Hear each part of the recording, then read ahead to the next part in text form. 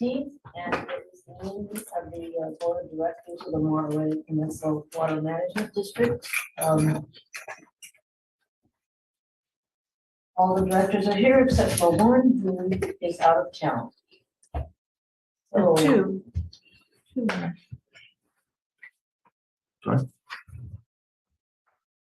Okay, yeah, Mark. yeah.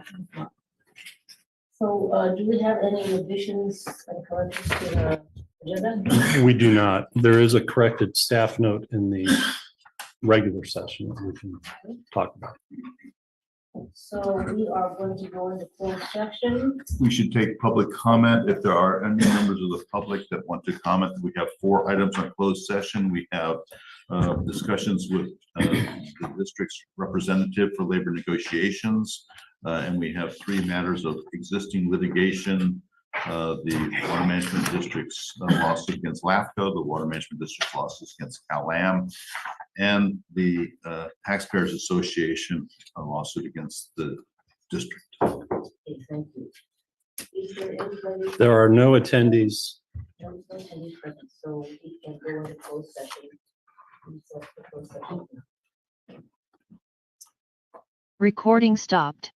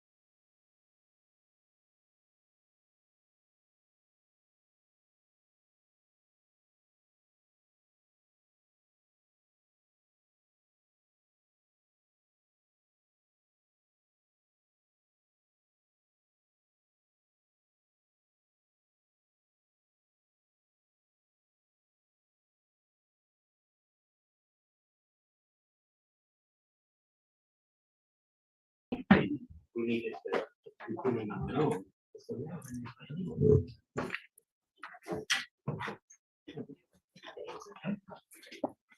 Recording in progress. All right, we have returned from closed session. Again, this is the Board of the Monterey Peninsula Water Management District, Monday, March 18th, and we will start our regular session. It is just a couple minutes past 6. Roll call, please. Director Oglesby. Director Adams. Here. Director Paul. Here. Director Edwards. Here. Vice Chair Riley. Here. Chair Anderson. Here. And we will note that Director Eisenhardt is absent tonight. So let's take the Pledge of Allegiance now, please.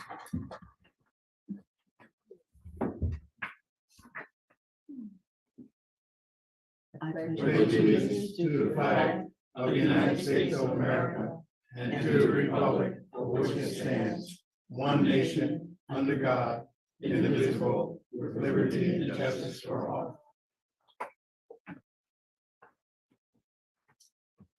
And are there any corrections or additions to the? You'll agenda? find in your red folder a revision to staff note for item 12. There's no substantive changes other than the description of its secret compliance, because in the header, we just forgot to read that correctly. So, Okay, thank you very much. Yep. All right. Are there any, let's see, any oral communications? Anybody wishing to speak to the board on the matters on the consent calendar, information items, closed session items? You may do so during oral communications. Please limit your comments to 3 minutes. Yeah, good evening. Tom Raleigh, President, Raleigh. Fisherman's Flats Homeowners and Residents Association. Sorry, I missed the February meeting. I did listen to it on TV for a while. Anyway, you continue to receive correspondence from Public Water Now that indicates Measure J was a mandate. Measure J was not a mandate. It was election. It passed, what, 53% of the vote or 56% of the vote, but it was not a mandate.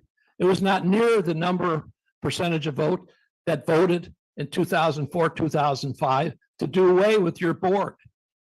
So this idea about a mandate when there isn't a mandate, just saying that is not going to make it true.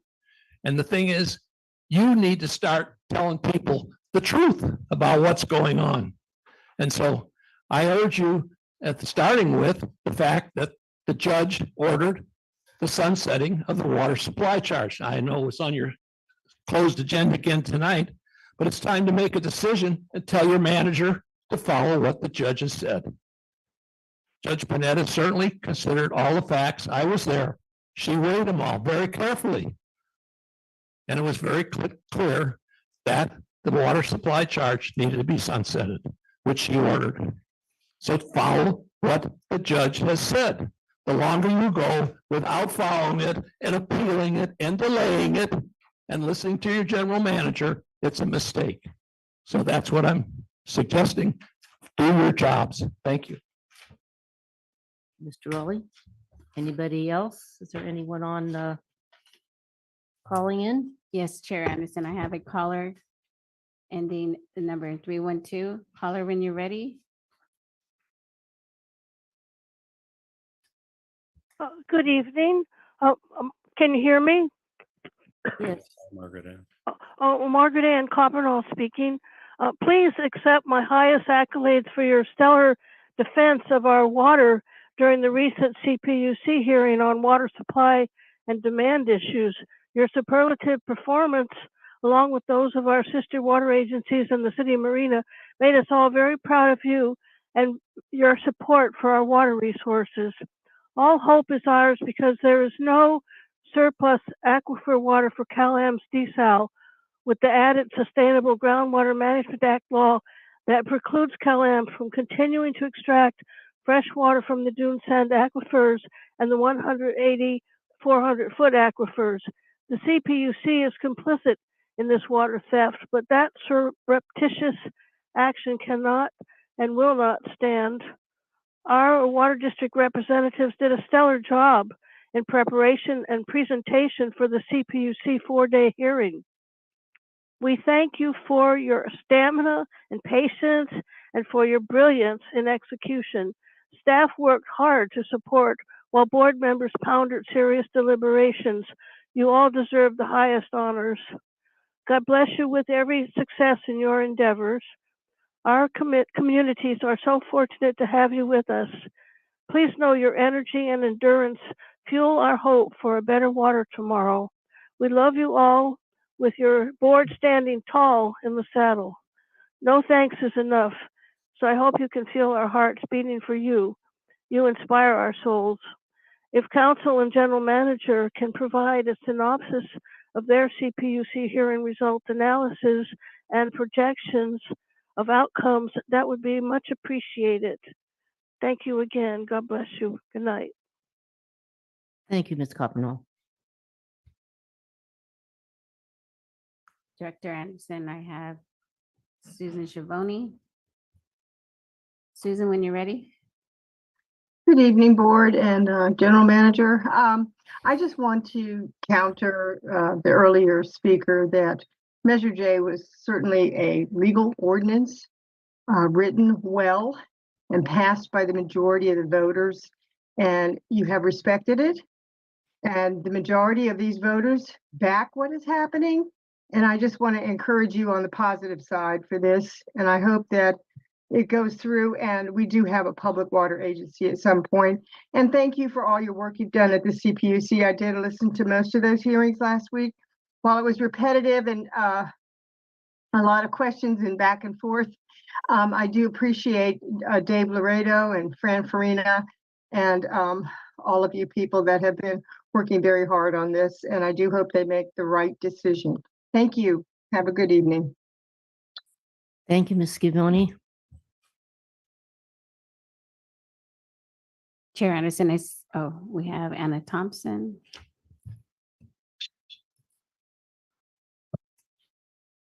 Good evening. This is Anna Thompson. Carmel, can you hear me okay? I'm not sure. Yes, we Oh, can. thank you. Thank you.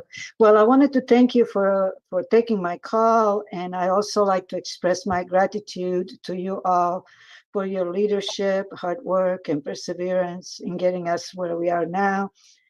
Having to deal with CalAM is exhausting and very frustrating. But please don't give up. We must succeed in purchasing CalAM. The previous speakers said everything what my sentiments are, so I share their views, and I'm so grateful of your work. And I just wanted to say that I cannot understand how CalAM, a monopoly whose main interest is profits, is allowed to continue promoting a desal plant, which we don't need, cannot afford, and it is harmful to the coastal ecosystems. In fact, I don't believe CalAM has even provided a cost-benefit analysis in comparison with the other alternatives. So another thing that I wanted to say is that we must succeed in purchasing CalAM.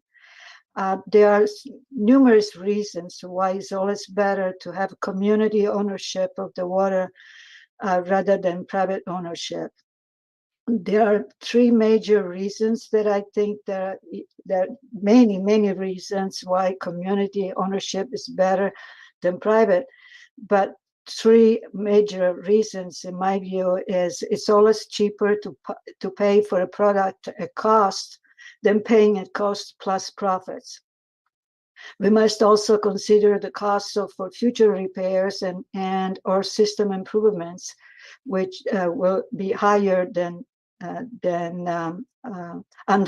will be much higher under private ownership. And another reason is instead of paying CalAM for all those millions in profits, we could invest our money to purchase CalAM. Yes, the water rates might even be higher at first, But with each payment we make, our financial liability will be reduced. It's like purchasing your own home instead of renting. Because of inflation, the rent will continue to go up, but the house mortgage will eventually be paid off. And so, and the future inhabitants of this area will benefit. Just imagine if they have to continue having a monopoly, controlling and profiting from the water. What would the people would not be able to afford to live in this area? So we needed to do that, if not for ourselves, but for the future generations. Then another. Thank you, Ms. Thompson. Yeah, Your thank 3 you. minutes is Thank up. you for listening, and Thank you. thank you so much. I'm so grateful for your work. Please persevere. Thank you. Chair Anderson, I see no other raised hands. Thank you. All right, are there any, we're on to the consent calendar. Does anybody request that we pull an item? So can we have a motion? I'll move to approval of the consent calendar. Okay, can we have a vote? Oh, excuse me, comments, yeah. Chair Anderson, I see no raised hands. Okay, thank you. We have a motion and a second. We take a vote? There can be a roll call. No, Okay, it does not Does not require a have roll to be a call. roll call. okay. All those in favor? Aye. Opposed? Thank you. General Manager's report. Well, thank you. I have a couple of announcements. One, 2 weeks ago, Sarah, this came in the mail. This is a district transparency certificate of excellence awarded by the Special District Leadership Foundation, which recognizes the district in the following: in recognition of the district's completion of all transparency program requirements designed to promote transparency in their operations and governance to the public and other shareholders, or stakeholders rather. And it is effective February 2024 through March of 2027. This will be given a, Congratulations. Yeah. to staff. Wonderful. Tom, transparency. I also wanted to let the board see a document that those of us who are in Washington, D.C. left behind with both our legislative delegation as well as the Army Corps of Engineers. This is a compilation of small regional projects with an emphasis on water security, meaning interconnections and backups, water resiliency for drought, flooding, and sea level rise, and water supply with respect to new diversion and recycling projects, as well as a new ASR well and so forth. And the intent of this was to kind of display a portfolio of potential smaller projects to get at our, we have a $25 million authorization that we got passed into law in December of 2022 under the Water Resources Development Act for projects specifically related to water and wastewater on the Monterey Peninsula. And now we're trying to get some of those monies out. Unfortunately, the section under which the Army Corps operates doesn't do really, really big funding. So it's going to be little dribs and drabs, but it's a start. And then we also have identified a project on behalf of the city of Seaside that would be submitted in an application for a community funding project. And the Senator Butler's application had to go in last week, which it did.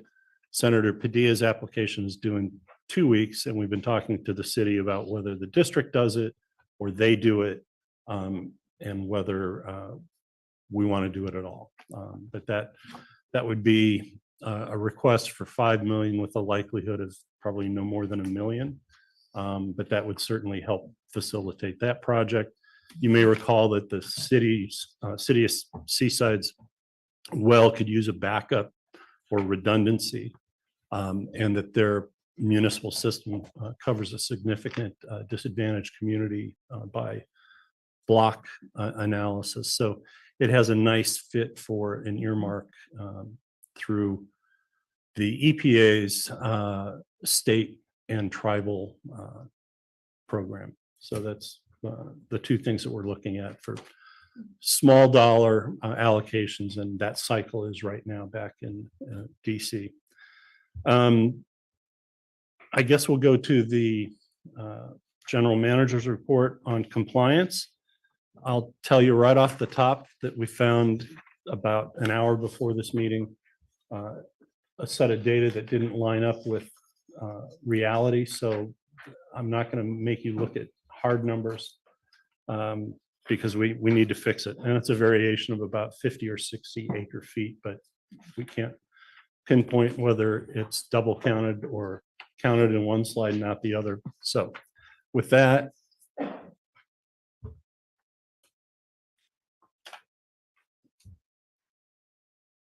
it's not coming to life, Sarah. When we will get the report. We'll revise it so it'll be accurate next month. But there are some things I want you to see in here. Sarah, just go ahead and advance.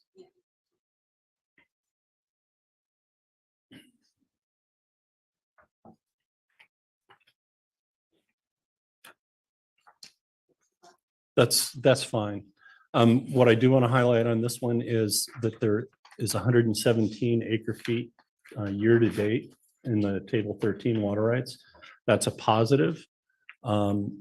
Designating that water right in a rainy season helps with the overall system management. Next slide, please. And this is the one where the first slide and this slide don't show the same result for the Carmel River. So we'll just not talk about it this month, and we'll talk about it next month. But here we go to the next one, which is rainfall. And during last month's presentation, I said it looked like February was going to be pretty good. You can see that February was very much above normal, the red bar being normal or average and the blue bar being current. And I can tell you that right now we're at 103% of long-term average with the expectation of rain this weekend. We'll talk a little bit more about what that means for ASR in a second. But it's looking like we'll probably be above average for the year, rainfall wise. On a stream flow basis, the next chart is the rain gauge at San Clemente. And Sarah, if you would. Yeah. Oh. Yeah, there should be the next slide is red and blue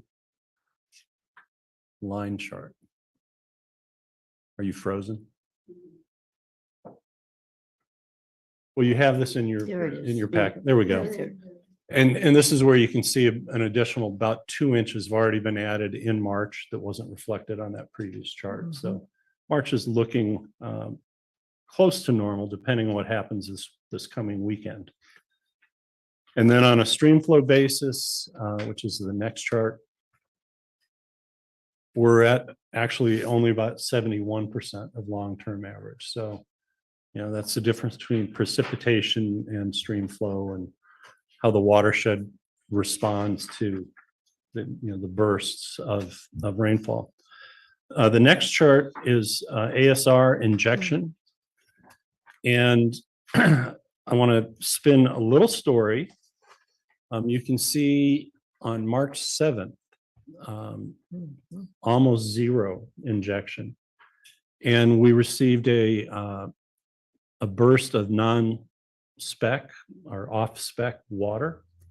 And it appears that the screens in the wells have become somewhat clogged, partially clogged.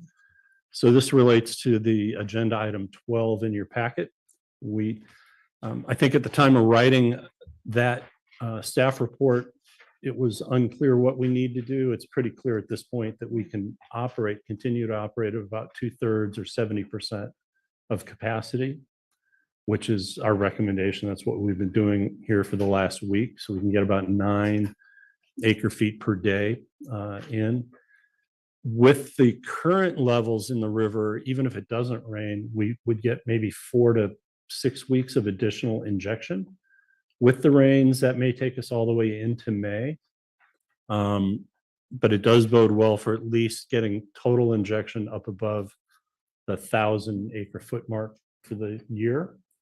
The non-spec water was a result of an incident at the Begonia iron removal plant and the water that was put into the CalAm system. I think if we had a little better communication, we would have turned the injection wells off and run the water into the backflush pit and still it counted it as injection. But because it got into the wells, we're going to have to get somebody in there to clean the wells as soon as the injection season ends. And that we will talk about when we get to that action item number 12. So it's been a good year for us, but you can see by the lowered yellow bars that we'll kind of limp out the remainder of the season, as I said, at about 70% capacity, if that holds, and we'll just continue to monitor. And that concludes the GM report on compliance. I did want to point out or just call your attention to a couple things on water supply. Pure Water Monterey expansion continues to move forward. The injection wells, there's a new purified recycled water pipeline, about 2,800 linear feet of a 20-inch diameter pipe that's being installed now, basically connecting the western well field. So this is where water is injected into the ground for the current base project. So for those of you who have been out there, Director Edwards, you remember where you put your hand under the water? That's close to injection well number 4. And they kind of work their way up the hill.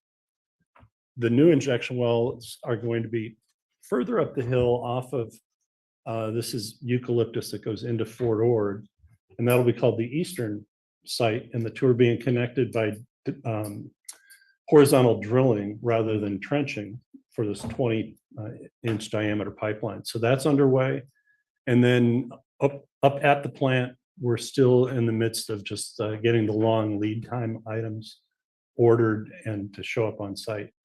But the schedule still has injection testing in August of 2025. So we're still on target for a 2025 completion. And the last piece of the $42 million of grant monies was a $15 million state revolving fund grant. That just came in, signed, sealed, and delivered 2 weeks ago. And that's one of the grants that goes to Monterey One Water.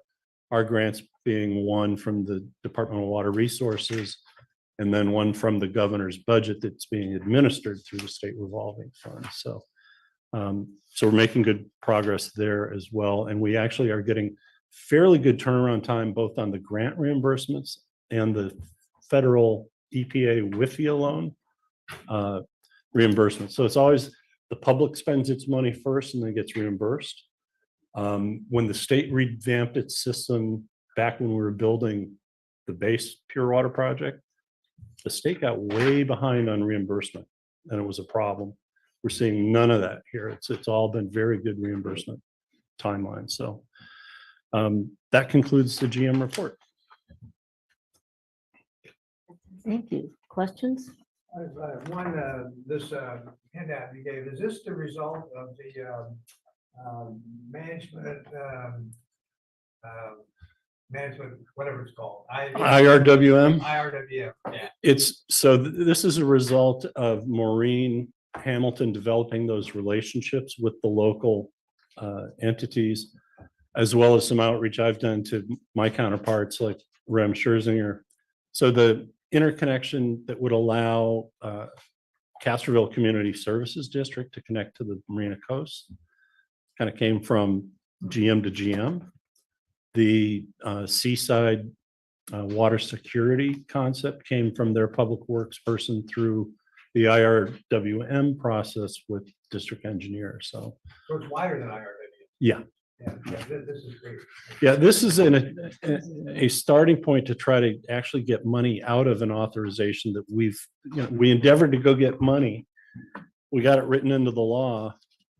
It doesn't get funded very fully. So we're competing with 50 states and all the water districts across the country and the territories for small dollars.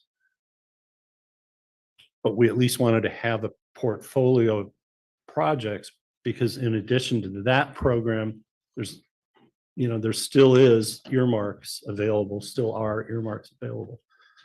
So, it just becomes a good leave behind for staff and This so is forth. great. I love the fact that the district is heavily involved in IRW the way it is. I had one other question. Well, I'll let another director answer. My other question is, can you comment on the status of the water allocation process? Yeah, great question. We're no longer waiting for it. Sorry, Supervisor, waiting for the county's housing element. Wonder why. We did get responses from our partners in the military and Coast Guard. And I believe airport also. I'll have to check with Stephanie Locke. So we're in a position to move forward with our first technical advisory committee meeting. So we're going to try to schedule that up probably early May to work with the jurisdictions. We know where we want to go, and we have got pretty good substantiation for it. The missing piece, of course, is what's the county going to try to stick in the unincorporated areas, Yeah. and how much of that is going to be ours versus some other entity. I think it's all pretty much going to be in the district, meaning Cal-Am main service area. But I think we'll just kind of do scenario A and scenario B in that case. We have no intention of allocating 100% of the available water, so it's going to be just a starter set. And are there, is there dialogue, or even if it's necessary, with Marina Coast Water District for Delray Oaks and Monterey in particular? There is Seaside dialogue. as well. But Yeah, and they stand ready to serve, but Fort Ord, for those of you who used to be involved with Fort Ord, there was an allocation for each party who would receive water after Fort Ord was gone. And City of Monterey is an example of one of those, and there's an allocation for their Fort Ord parcels. The amount of housing that they've currently put in their housing element that's going to land on Old Fort Ord exceeds that allocation. So there's going to have to be some rethinking of where that water is going to come from, because it's served by Marina Coast. Seaside's housing element picks up so much of their housing from Campus Town and other projects that are in Old Fort Ord, including the Enclave, which is, I think, entering phase 4 now. And so they have water, but they also need water to fully round out Campus Town. So we've taken that housing out of our side of the equation, put it into Marina Coast side of the equation. But the city's still going to have to do some work to move water from stored water credits to get it into Marina Coast system to complete that, which I think they'll be able to do. We just, last month, you guys just did the same thing for Ascent with the approval of that second reading in the ordinance. So there's wet water through that in-lieu recharge program to make water available. So I think they'll be fine there. The only piece of Marina Coast's involvement that we're wary of is Marina Coast delivering water to the city of Monterey for housing that's not Old Fort Ord. There's some blue sky thinking going on that I don't think I would want to bring to you for support. But it's not far enough along. To the chair, just have a question. Well, first of all, thank you for putting this together. That was a very good thing to do, to let potential funders and the public know about these projects. I'm just wondering, did the district initiate all of these? Or were some of them, did you Right. go out to the jurisdictions and tell them money's available for this type of thing? It's the latter. Uh-huh. So I think on the last page where you see the rows of crops, that's a winter modifications for the Salinas reclamation project. We've been talking about that since 2014 with all the Pure Water Monterey discussion. And it's been a project that's been kicking around since before that. And we'd like to see it done. It probably benefits the growers more than it benefits Pure Water Monterey, but it's still, working together. The city of Seaside's well, that's a project on their books that they know they need, and they've scoped out different locations where it can happen. Our goal was just to see if we could squeeze out some federal dollars so the city wouldn't have to foot 100% of it. The small diversion facilities and recycling are primarily a result of the stormwater master plan that was done, that was a regional effort outside of the IRWM. But so there's a whole variety of these little projects. And as we told some of the folks we met with in DC, we're at that point now where we've built the base project, we're expanding the project, and now it's try to go sweep up more sources of inflow to make the, to kind of maximize the project's impact. And so you'll see a lot of those. But the Carmel area wastewater connection to the Highlands, get them off of septic. Septic systems are failing all around Carmel Valley. Our interest is, we sell the water in the reclamation project to the golf courses and the Stevenson School. Those incoming sources have been in decline due to conservation. So you've seen Carmel Valley Road all torn up for the extension to Carmel Valley Manor. So that's new sewering. This would be the same type of thing, sewering the Highlands that increases flows into the Carmel area wastewater district plant that then increases flows into the reclamation project for irrigation. And our role in that is it's our water from the plant to the end user inside Pebble Beach Community Service District's pipes. And, it's a big partnership, but that's where that one comes from. So it's just trying to coalesce all of the regional interests to see if we can't get some money out, especially from our authors, the authorized 25 million that Is Sounds that like the projects with multiple benefits. That's the same thing that's going to happen with the September Ranch sewer water? So I think sewer is going to be served by COD. Yeah. Okay. Thank you, Chair. I know we're going to be talking about the annual report in this agenda. And I know, listening to it, that you're thinking about something with the Coast Weekly about putting an insert or something in there. Can we do that with this? Later on in the year, I don't want to feed folks all of it at one time, but this is a good item for another part of the year that I think the community. The format is exactly the same. It's a trifold in this size. So physically, yes. I think the annual report is the better messenger. Okay. Which you saw in your packet. But yeah, we'll hold on to that idea.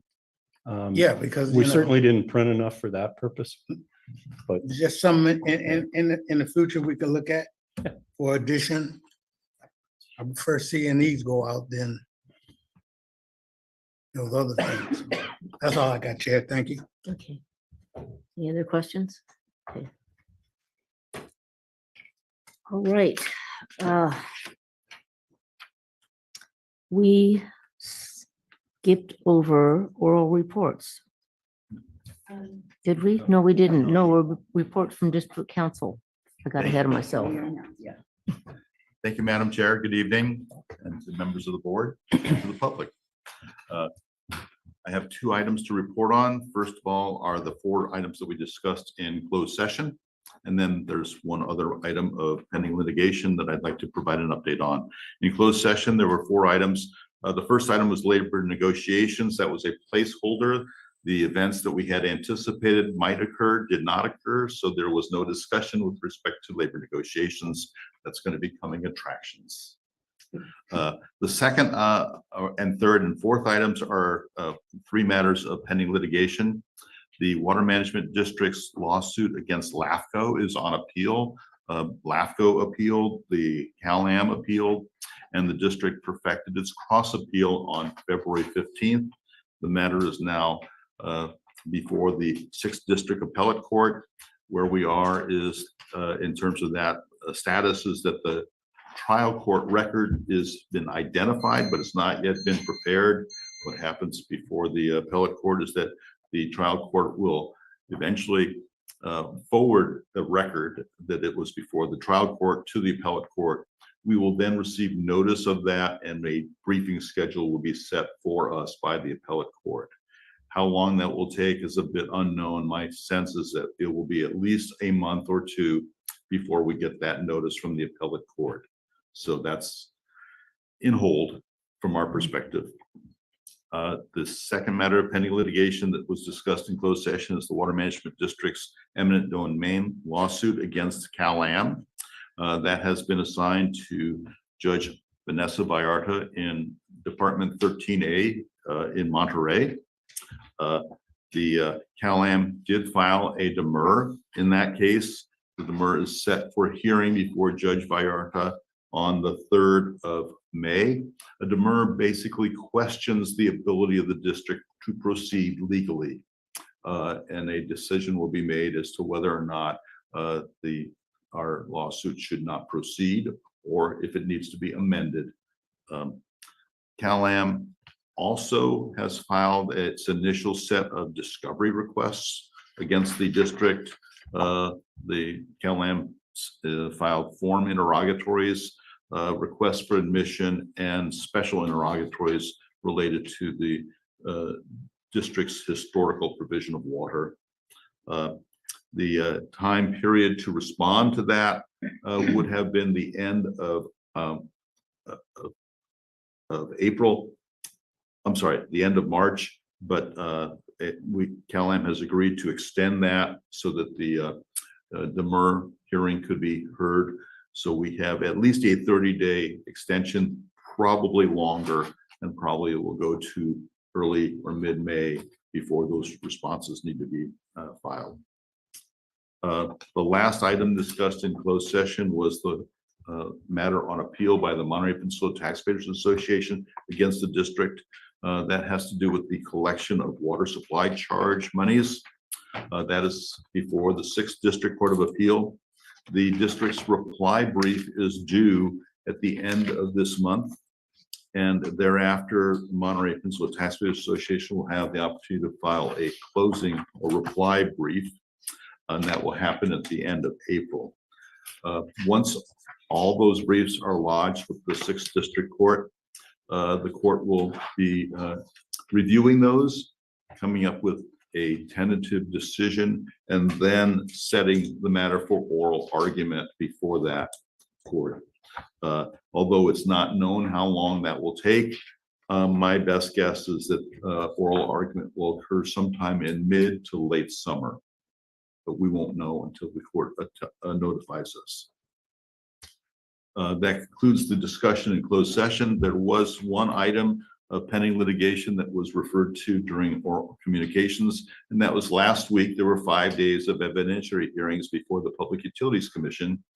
Administrative Law Judge Haga did convene via Zoom, and I have to tell you that is my least favorite way to hold a evidentiary hearing is by Zoom. It's just awkward.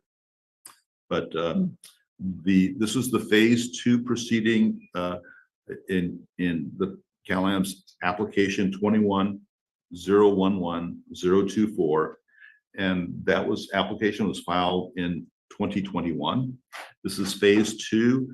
And the focus of this portion of that hearing is on what water demand is projected to be needed and when, and what water supply sources are available and in what quantity. And that's what the testimony went to. The testimony phase closed. We are now going to the briefing stage once we have an opportunity to review the transcripts. The opening briefs will be filed concurrently by all parties on April 30th. And thereafter, reply briefs will be filed concurrently by all parties on May 23rd. That concludes my report. Thank you very much.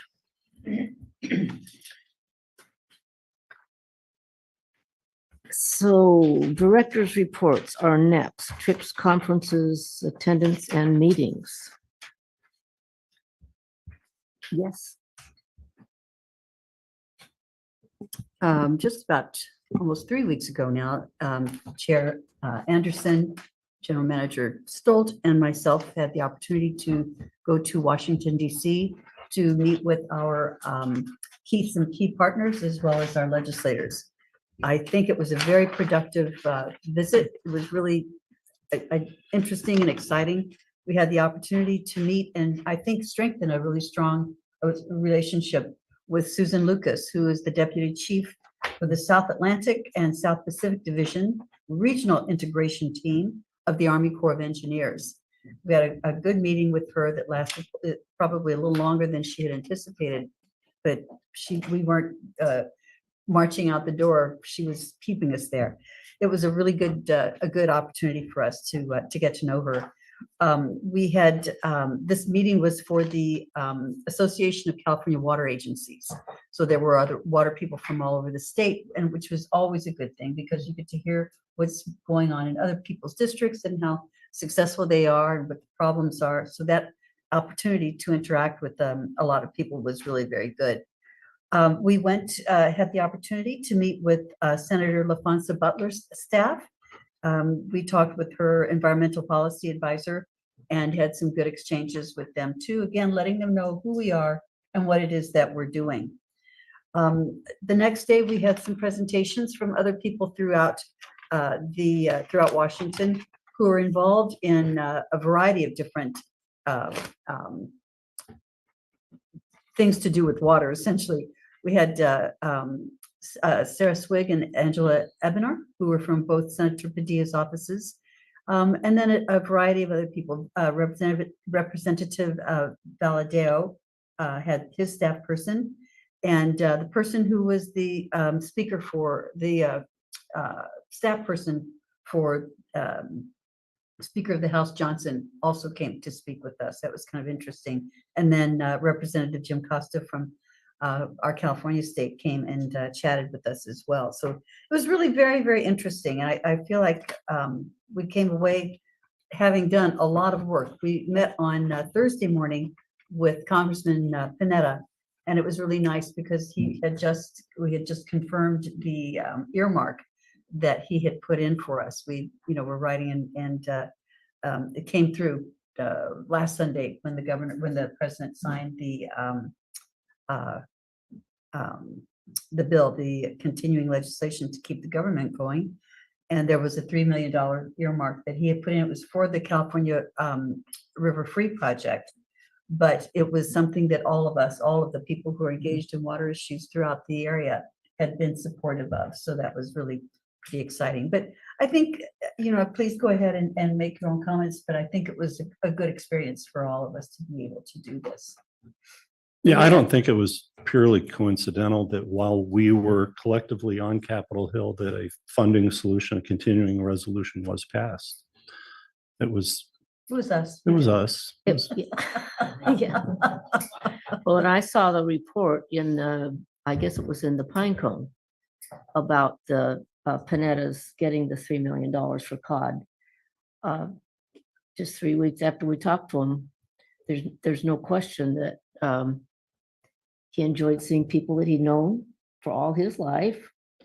and hearing from General Manager Stolt about the projects and seeing that wonderful brochure about all the things that we're doing. It was interesting for me. I hadn't been on a trip like that. It was interesting for me to meet people who seem like very, very capable. What's the right word for them? Fundraisers, for people that have their ear to the ground and know what we're doing and know what we need to do. It seemed very professional to me. It was a team of people with a lot of expertise. I was very impressed with the first breakfast we had with that group. It also was fast. Anybody ever watched the West Wing program? It was really a lot like that. It's like boom, boom, boom.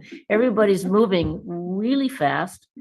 So I needed roller skates to keep up, but it was interesting. And I think the other thing that was quite wonderful is meeting with the Army Corps of Engineers people who have had, I guess, a reputation, but it happens, things move slowly sometimes, the bigger the organization is, that money can take years to travel around. But one of the things that we needed was this extra bit of money for the COD project. Carmel River Free. Yeah, that's what I meant to say. Carmel River Free project, which we were told was sitting on somebody's desk, and some people that Mary knows looked into it, and probably Dave as well, and it got budged off the desk. I was like, wow, felt like magic. Government in action. Yeah, government in action. That was really quite wonderful also to read about. So I learned a lot. Didn't say much, but I learned a lot about how it works and was impressed. Anybody else? Meetings, anything? Yes. Yes. That sounds very interesting. Meanwhile, back at the ranch, locally, there was a meeting of local about the challenges to democracy in local government. And this was a meeting convened by Democratic Women in Monterey County. The meeting is not for women only, it's for everybody. There were a lot of, so there was a panel consisting of Mayor of Monterey, Tyler Williamson, Mayor of Soledad, Ana Velasquez, a member of the Pacific Grove City Council, Chaps Poduri, and Bill Manning was there also. And they talked, and there were a lot of local electeds in the attending. I think at least one other board member. Yeah. So they talked about some of the challenges which many of many of the local districts, special districts, and city councils, so on, have been having.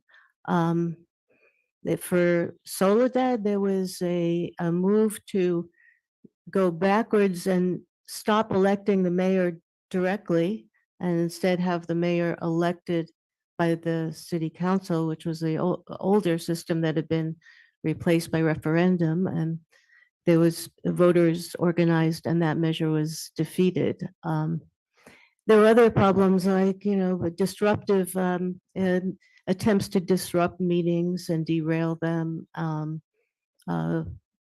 People coming in with racist comments and that sort of thing, and we discussed ways to deal with that so that the disruption is minimal.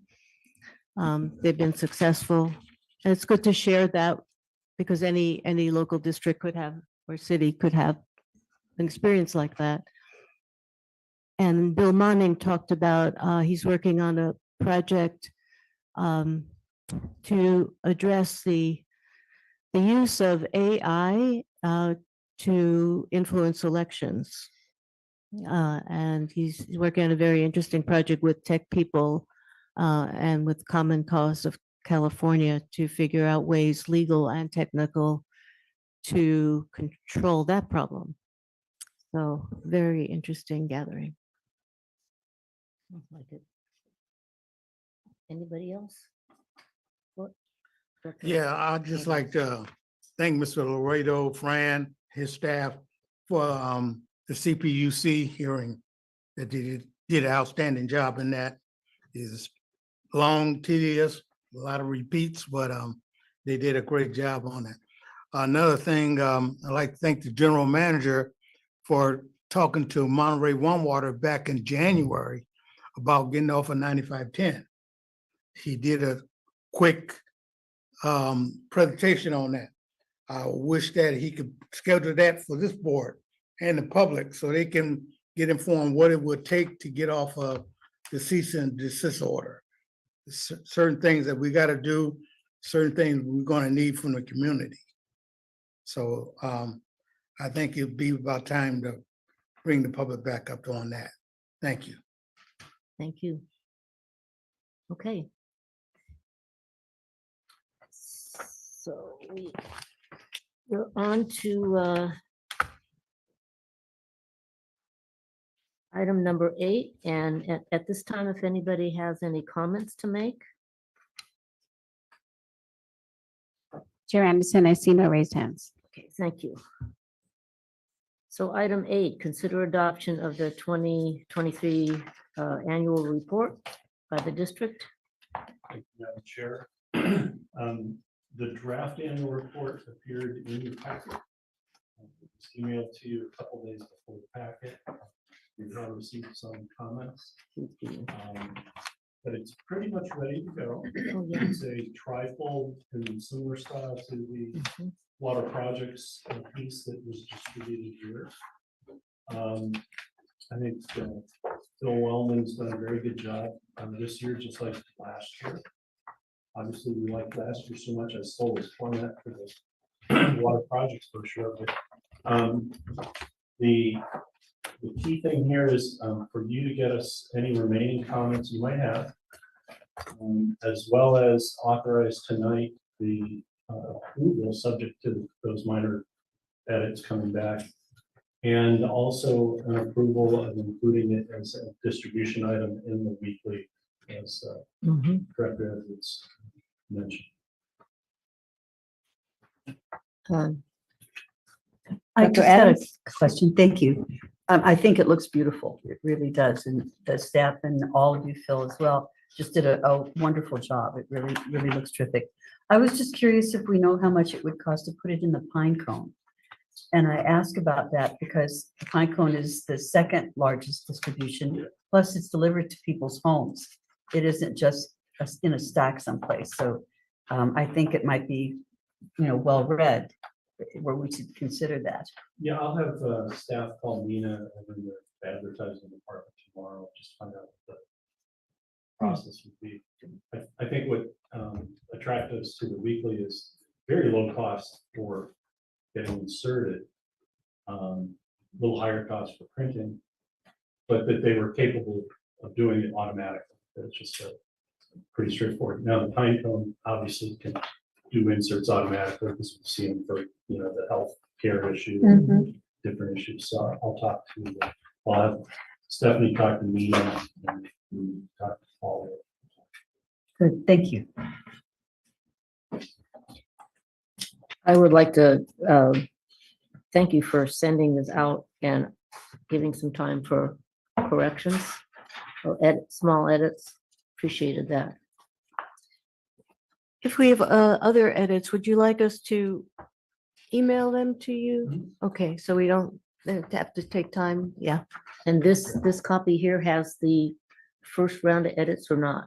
No, Okay, that's as raw- was. raw what you saw. Yeah, Yeah. okay, thank you. Well, I agree. Looks very good, subject to a few edits. This may be, I may be worrying unnecessarily, but the section where we talk about the budget for fiscal year 2023-24, I just want to make sure that those numbers have been checked. So because we wouldn't want to make a mistake. I have no reason to think that there is a mistake, but I just want to be, just the kind of thing that should be double checked, since those numbers can change with corrections and so on. Yeah, the numbers here are what were published in the act. Thank you. I will sleep better.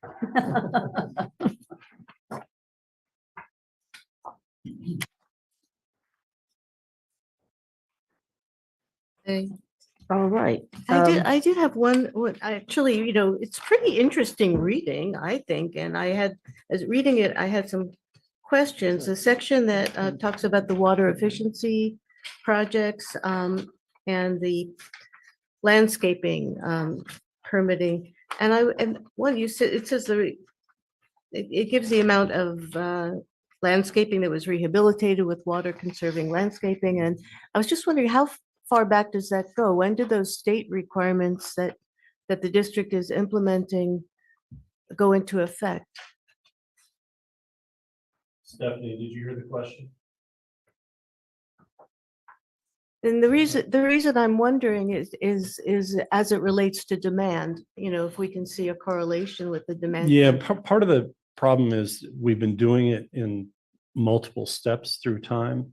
So there was what's called MWELO, the Model Water Efficient Landscape Ordinance, which we adopted a version of on behalf of all of the 6 cities. At the time, the county was looking at adopting a similar ordinance, never has. So our ordinance still rules the day here on the peninsula for incorporated and unincorporated. But prior to that, there was another effort at a model landscape ordinance, probably a decade earlier. So there's been little sequences of this. We started offering, as does California American, landscape audits. And so there's trained professionals who can go out and work with people on that. But the model landscape ordinance, at least for large scale landscaping, it talks about friability of the soil, so soil moisture content, allowable plants by category and class. So it's pretty extensive, but trying to look at the data from when something was put into place on landscaping, it's hard to get our hands around it. We're a little better at knowing, for example, in 2002, when we started doing the visitor serving retrofits, there's a clear kind of path that you can track back to implementing those. But then later, about probably 8 or 9 years ago now, we started doing commercial, industrial, institutional rules similar to the hospitality rules, and then with follow-up audits. That one's harder to track. We know it's having an impact, so it's tough. Even the laundry rebate, we know it's had a major impact, and we can count the number of rebates that are out there. But the quantification it's a little tough because you always have your cost of water issues layered on top, and so there's behavioral, there's technical, and then there's economic, conservation or rationing, if you will. And it's some combination of all three. Yeah. Plus you have multiple conservation programs running Yep. at the same time. Okay, thanks. Anything else for the board? Okay, we have Tom Raleigh wants to speak. Yeah, good evening again. Public comments very quickly. Mhm. Because this goes back to 2023, we know that Judge Carrie Panetta in March sunsetted the water supply charge. And I hope there is at least a footnote in this report that recognizes that the Superior Court ordered the sunsetting of that. If this is not indicated, it should be. It's part of the story, part of the history of the Water Management District. And again, I challenge you to get your general manager to take action to get this water supply charge sunsetted for good and quit the appeals. Again, Mr. Laredo said, you're appealing this. This is a needless legal charge. Judge Carrie Panetta had a very fair hearing, ran for several days, and she said there isn't any way to cut the baby's bathwater. It was agreed that it would be sunsetted when the water charge was reinstated on our water bills. You need to follow what the judge has said. You're not carrying out your fiduciary duties. And I think some of you know very well, elected officials, what fiduciary duties are. So would like to see some leadership from this board for a change. Thank you.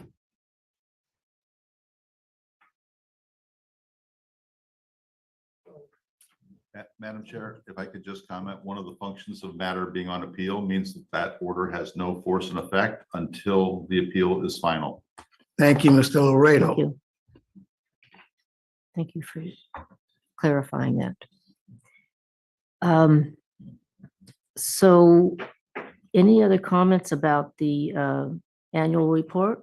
Does anybody want to make a motion? Well, I move approval. I was on the outreach committee when we discussed this, but I do have a question back to the general manager before we finalize action on it. Mhm. So I'll just make a motion to approve the recommendation.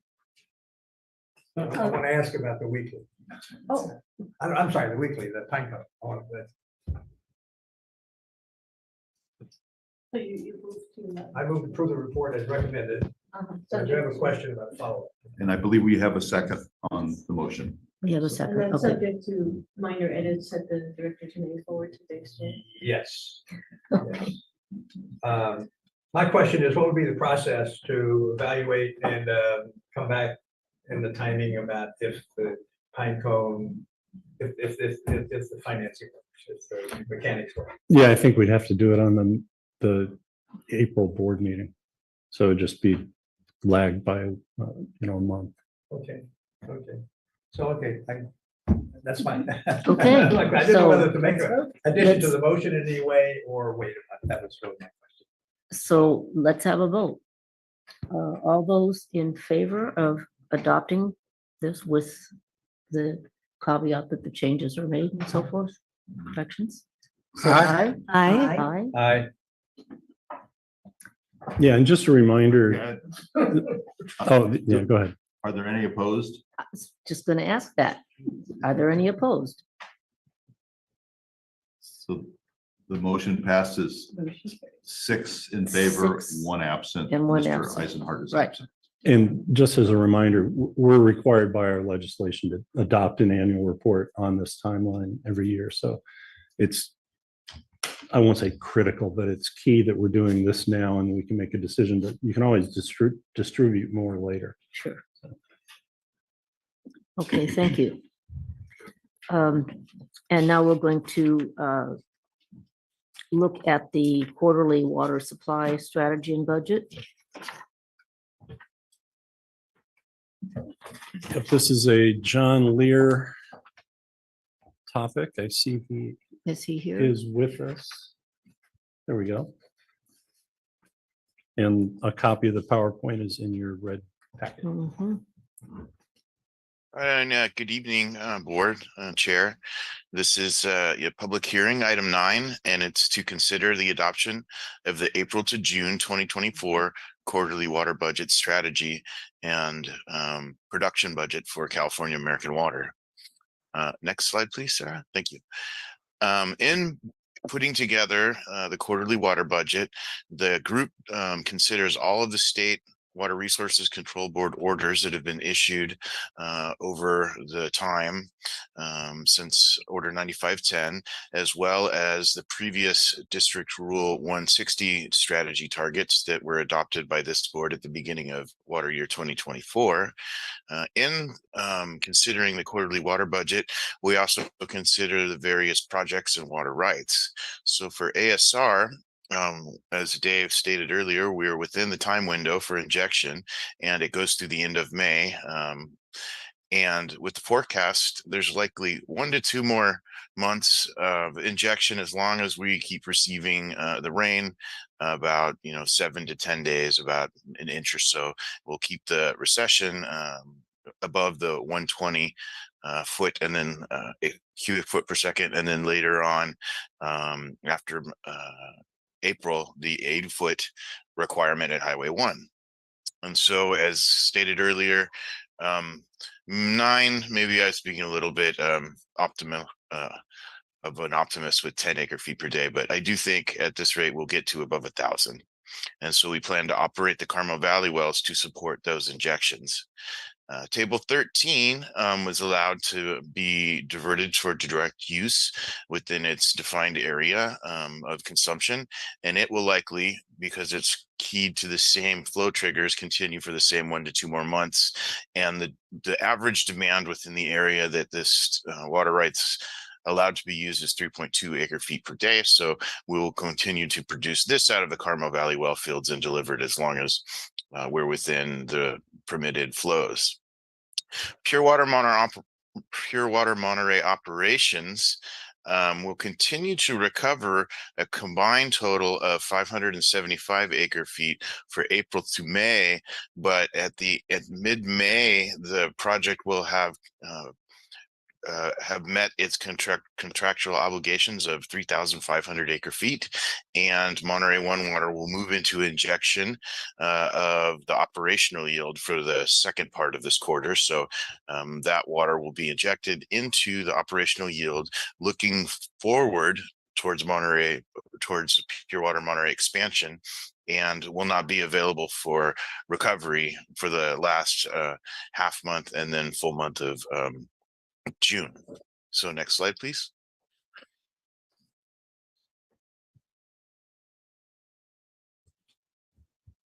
Just bear with me, John. It's been freezing up tonight.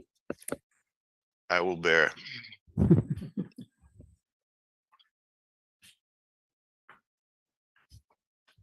Thank you.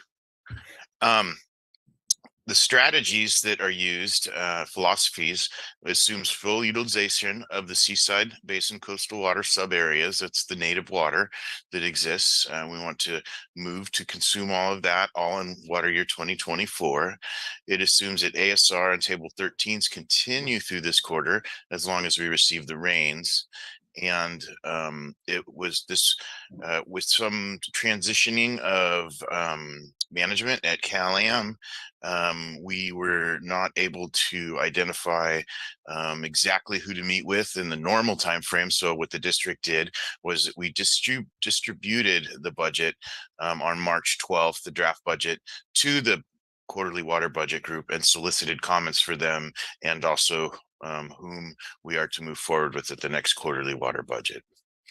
And we consider the seasonal outlook for the next 3 months. And so our area is an area of equal chances in the predictional models. So as Dave said, we're at just slightly over 100 equal rain. So if that were to continue, that would bring the rain we need to continue on through the end of our calendar permitting injection seasons. Next slide, please. So these are the numbers that that fall out from all of those rules and approaches and projects that need to operate. If we start with Carmel Valley Aquifer, we are within a window of flow that allows for diversion out of the upper subunits, and that is largely used to support the injection of ASR, and as well as balanced with the lower subunits that will support removal of the Carmel River water, as well as table 13 water rights. And we can see that we are showing ASR diversion for April through May at the rate of about 9 acre feet a day. It stops in June as we're outside of the ASR injection season. And that if you're outside of the injection season, we're also assuming a normal recession on the river, which would take away the ability of using the upper wells in June.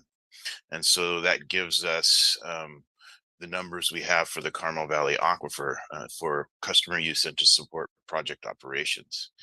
The Seaside Basin will remove coastal sub areas water at a fairly constant rate, 200 and 300 and 300 for the next 3 months of the water year. It will recover Pure Water Monterey in April and some in May. And then in May is a transition point where we move into injecting into the operational reserve. And that's why we see in June 0, and the remainder of supply of stored water in the Seaside Basin moves over to recovering of some ASR water, so that the river can be produced at the rate that it is. We did at this quarterly water budget meeting talk with CalAm about assigning the rest of the river pumping for the rest of this quarter and next quarter, with the goal of getting much closer to the 3376. So that was a discussion item when making this budget with CalAm. And then combining all of those into one area, you can see that we're going to be forecasting customer use in April of 925 acre feet in the main system, and 1,025 acre feet in May, and 875 acre feet for customer use in the main system for June. And then the rest of the numbers are for supporting of table 13. And then we total them all together to make sure that we have enough wells to support the quarterly budget. And then the next slide is speaking about the satellite systems. The satellite systems have all been hooked together by interties except for Hidden Hills. So there will be some production in Hidden Hills. There is a mechanism in the Seaside adjudication that talks about how to deal with overpumping in the Laguna Seca Basin as the allocation has fallen to 0 through the triennial ramp downs. And then we see this is the area of the table that we're in for April, May, and June, and what we expect to be pumped 25, 32, and 33, and roughly the historic percentage of consumption in that one satellite system. Next slide, please. So our recommendation to the board is, if this is an acceptable budget, to adopt the proposed water supply and strategy for the main system for the second quarter of water year 2024, the April to June period. And should this be adopted, staff will file the notice of exemption for CEQA at the Monterey County Recorders. And that concludes my presentation. Thank you, John. Any board members have any questions about the report? John, you said something about you weren't quite sure who at CalAm would be reviewing or discussing the water budget. I'm not sure I understood. So I just want, can you clarify, did CalAm review and Well, discuss this budget with you or not? Yes, yes, Director Paul. Previously, the quarterly water budget was derived with Christopher Cook, who was the directions operator at CalAm, who has now left CalAm, and so it was trying to. CalAm was trying to decide who in the interim was going to take on that duty, and then that duty will be assigned to whomever ends up replacing Chris. Thank you for clarifying. I just had a comment on the report. I'm glad to see, I don't know whether it's AI, but the report seems to evolve into a more understandable report, and the graphics are more interesting and therefore a little easier to follow as opposed to columns of numbers and so on. So I just appreciate staff effort, and I don't know who is copying that, but somewhere it's an effort that is productive in my opinion. So thank you very much. Anybody else? Yes, Chair. Yes. Earlier in the meeting, you said it's about 50 acre feet. This is from somewhere. Do it have something to do with this report or the last report that we? Just the last report. The last report. This So- report's golden. In the last report, if you look at the first page that mentions Carmel River, Yes. and then the third page that mentions Carmel River, Yeah. not the same one. Mm-hmm. And so we're either Mm.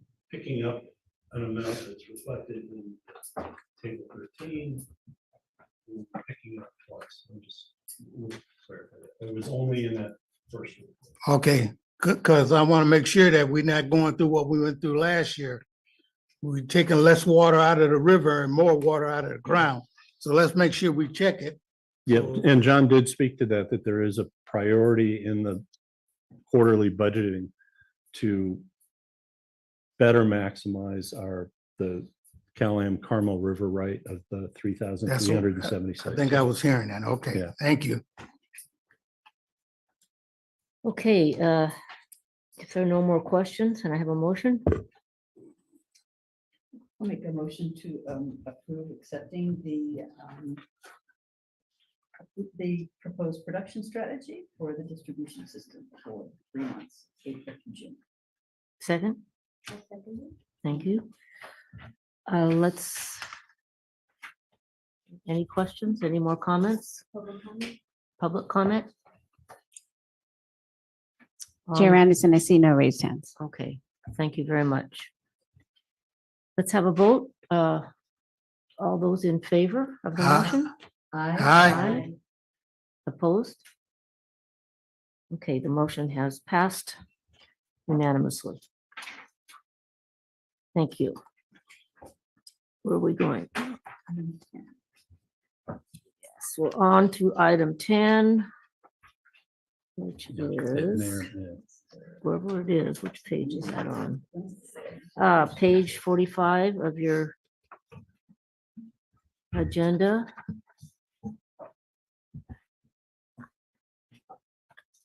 Okay, Nisha will present this. Thank you. Thank you, Madam Chair. Good evening, members of the board and members of the public. Can we have the presentation?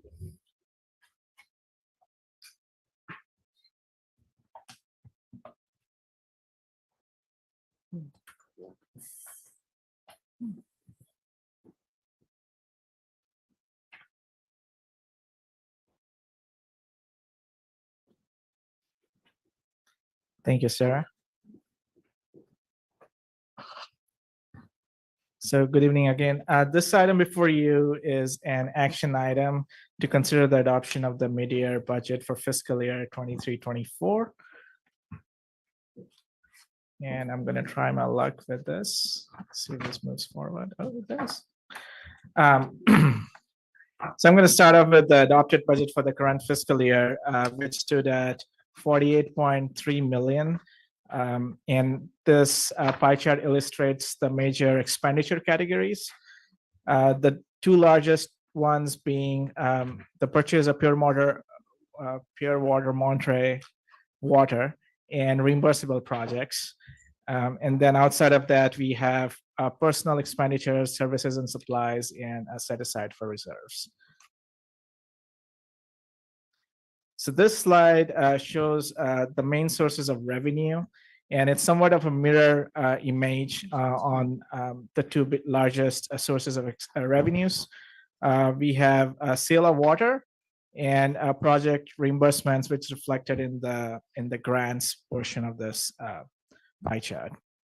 And then outside of that, the district has three major sources of revenue: user fees, property taxes, and water supply charge, which has been set aside as a reserve until the outcome of the litigation. Now it's not working.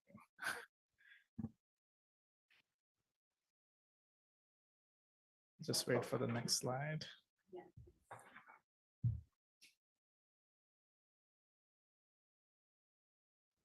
Thank you. So this slide compares the budgeted revenues and expenditures with the year-to-date numbers. And as you can see here, our year-to-date revenues and expenditures stand at around 15 million, which is about 31% of our adopted budget. And this variance is mostly attributed to unspent project expenditures that have been deferred to the next fiscal year. And I'll go into detail when we go over the project expenditure slide. Oops, let me go back. Thank you. So the next series of slides is just going to focus on the proposed changes. And this slide is focusing on the operations budget, Exhibit B. So for staff is proposing an additional 245,000 for the personnel budget. And this is related to 2 retirement payouts and 1 expected payout for an associate fisheries biologist who is retiring next month. And all 3 payouts belong to Tier 1 staff. Staff is also proposing an additional 59,000 in budget for services and supplies.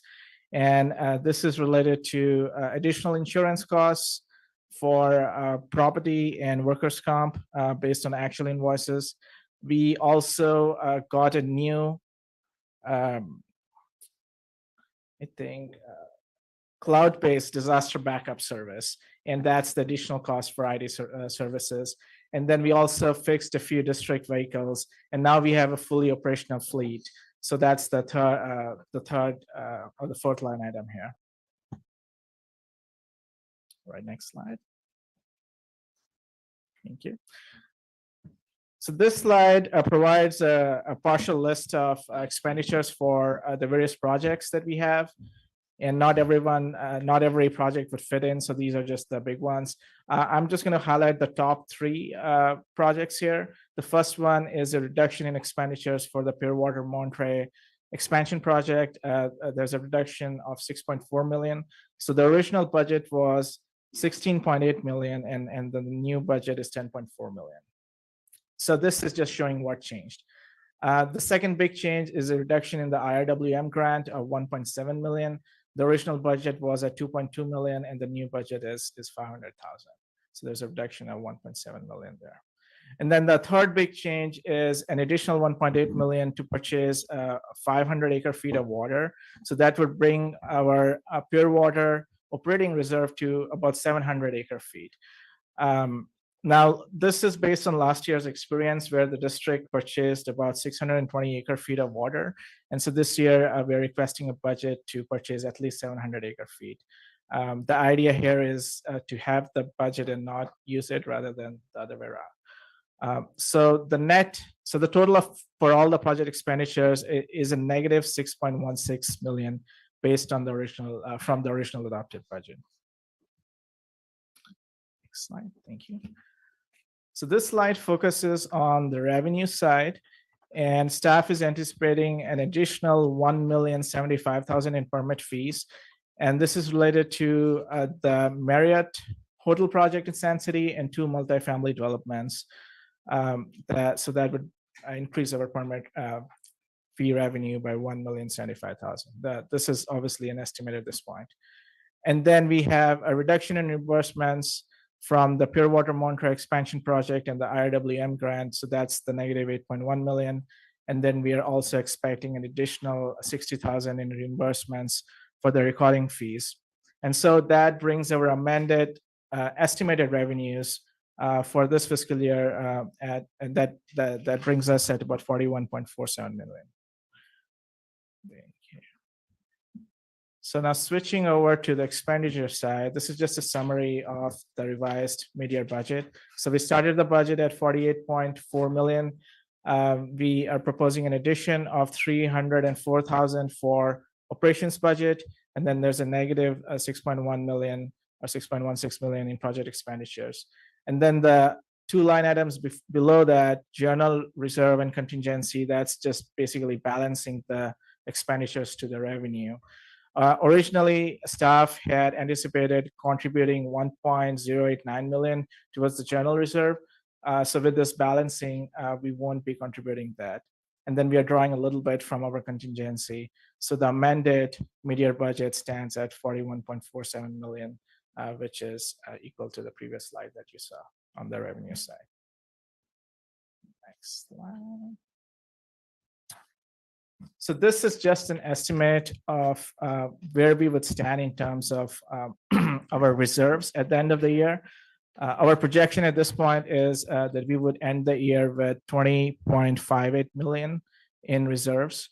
And the actual number will obviously vary based on, actual revenues and expenditures. So for instance, if we don't buy 700 acre feet of water for the operating reserve, then our general operating reserve will be higher than what's shown here. And that brings us to a close. And this copy of the slide will be available on the district's webpage.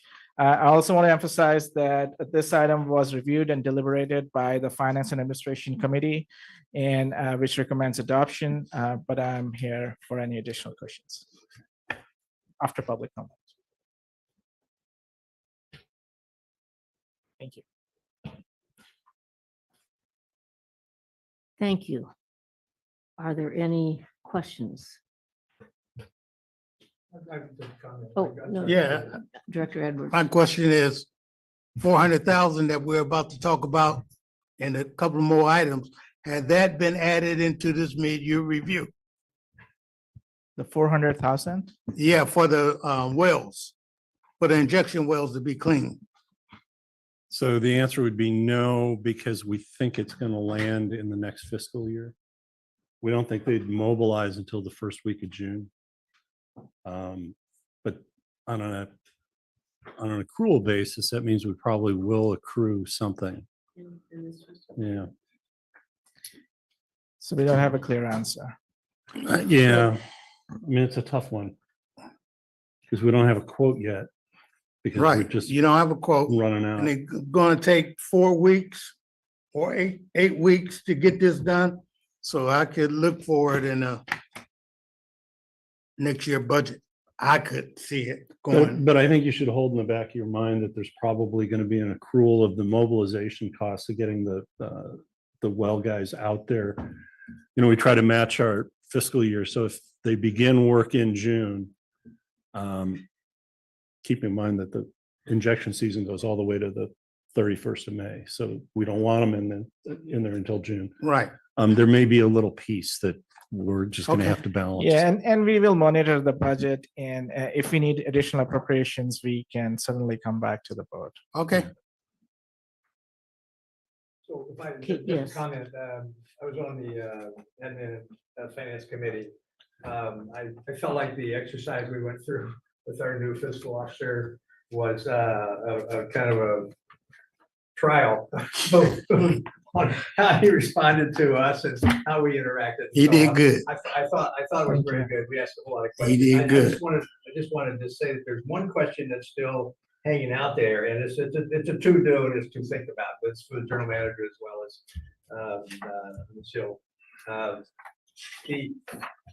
I always think that our budget looks a little confusing if a public were to try to understand it for one basic reason.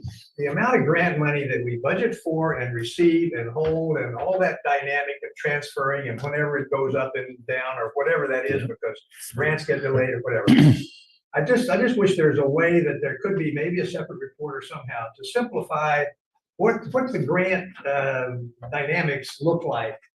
And then maybe as a separate picture on the budget so that we don't think differently about it. It's a unique transaction system that we have and that we manage it.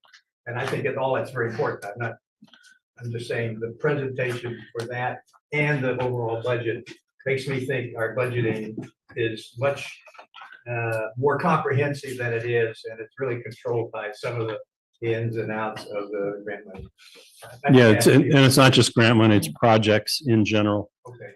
And yeah, I think that there'd be some benefit because we started having a lot of explaining in 2015, 2016, as we really started paying the construction out, money going out for Pure Water Monterey, money going out for the chemical building at ASR.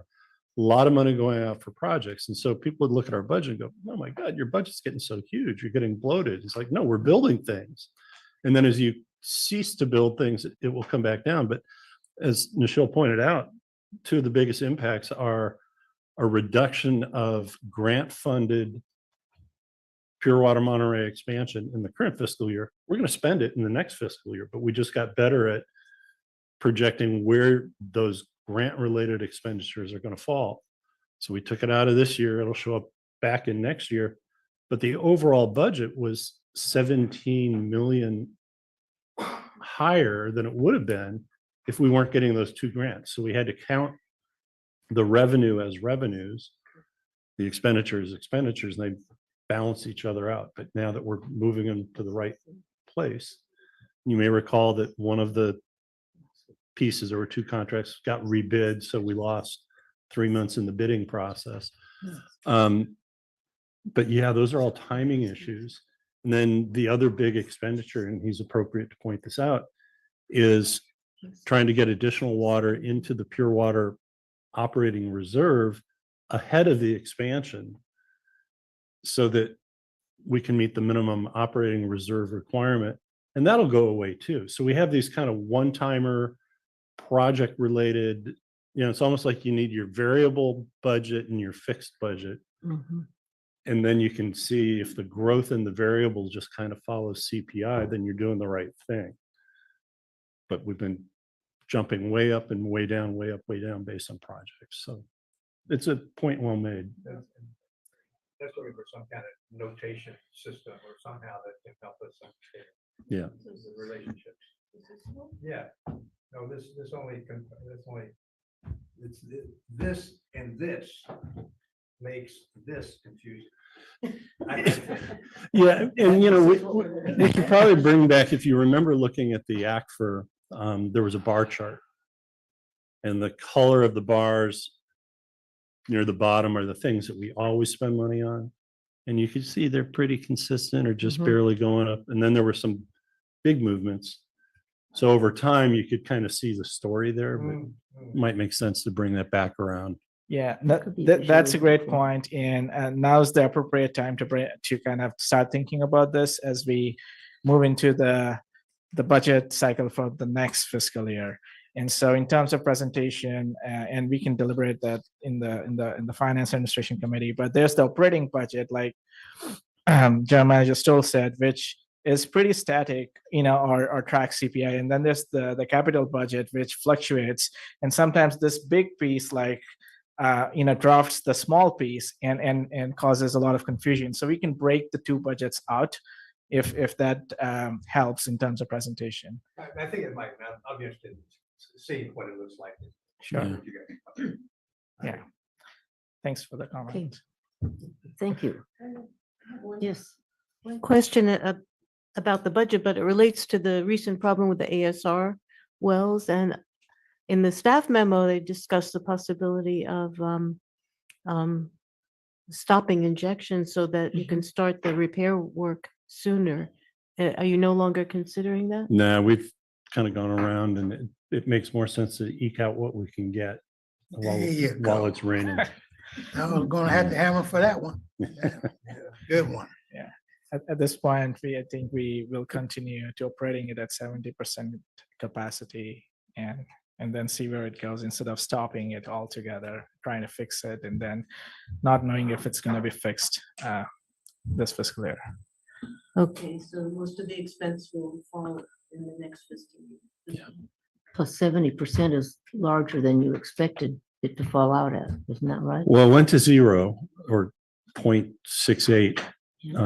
And so trying to figure out really what had happened and how the wells would recover. Yeah, it took a couple days, but they've gone back up over 10 acre feet per day.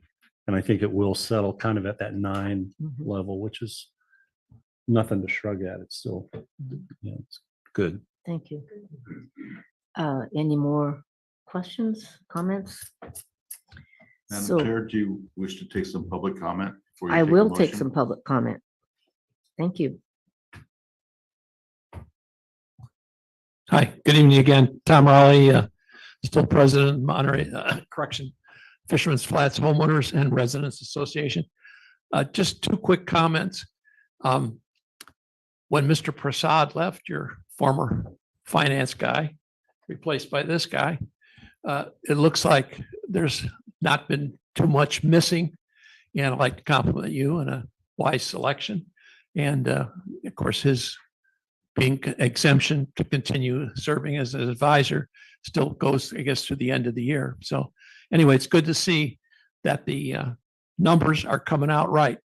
However, I think you could wipe out, because the decision by Judge Carrie Panetta was in fiscal 22-23 year. That was last year's report. It's already happened. She's wiped it out. Now you're in the appeal. If you want to reduce the budget and the numbers by 3.4 million for the water supply charge, or at least footnoted at a minimum that this has been declared sunsetted. It's failure to recognize, and you are misleading the public when you send out documents that don't include this recognition. And, you know, do we have to do a press release that says, don't believe the document you're going to receive in the Carmel Pine Cone, or don't receive what you're going to receive with the Coast Legally, because you're not telling the whole story. And you should tell the whole story. Thank you.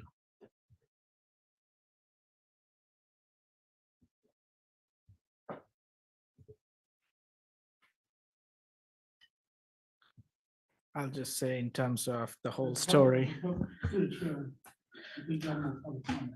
Oh, sorry. Do we have any more public comment? It's Chair Anderson. We have Melody Crislock. Oh, thank you. Yes, I just wonder if Mr. Riley ever contacts Cal-Am to complain about the massive amount of money they are wasting on appeals and legal challenges. That would be a good balance if he would like to do that. Thank you.